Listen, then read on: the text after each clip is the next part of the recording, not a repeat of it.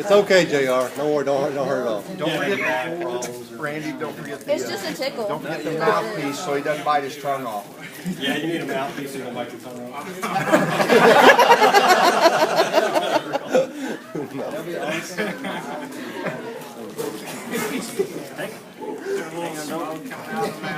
Don't do it yet, Randy.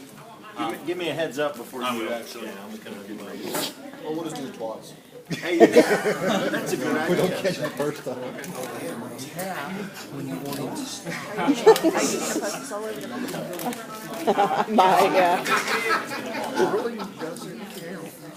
Hey, as Randy's hooking him up, I want to make a point. I'm a firm believer that the taser is the best thing that's ever been invented for law enforcement. There's been a lot of tools come and go, and this is the best thing that's ever been invented to help us. It has saved us a lot of grief and a lot of hassles and a lot of workman's conflict. It really does it. It keeps poor guys from having to beat and struggle and pull all his ligaments loose. I mean, he's locked tight, his own muscle pressure, so nobody's overpowering something. You don't got a guy that's can bench 400 pounds pulling his arm off. You know, he's just, his own muscles are causing his problem.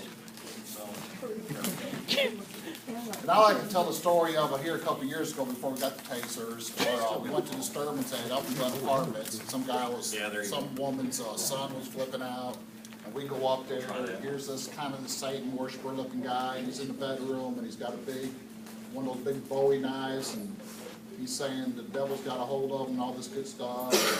He won't drop the knife, and well, then he starts taking the knife and he starts cutting his hands with it. So what do? So we're kind of there. We get a beanbag gun. We're wondering, do we need a beanbag? You know, the guys like from me to Michael here, and a beanbag's going to break something. Something's going to break. Don't kill him. So Sergeant Robinson, who's also a preacher, he basically performed an exorcism.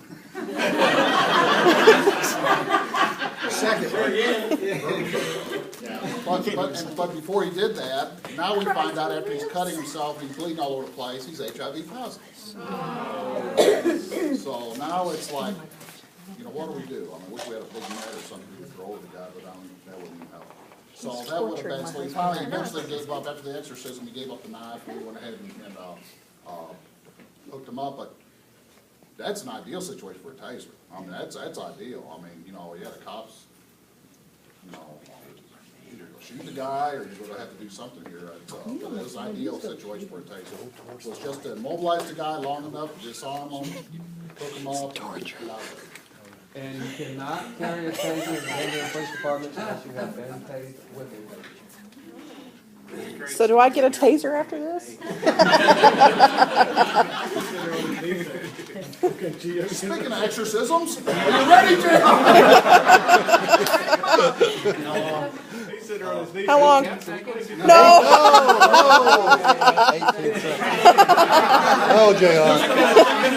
He was real convincing when he said that. He's lying. What did he say? You want to do 5? You want to do 5? He's going to ride the bull. Oh, man. That's 5 seconds. All right. I love you, honey. All right, here we go. Tell us how you feel.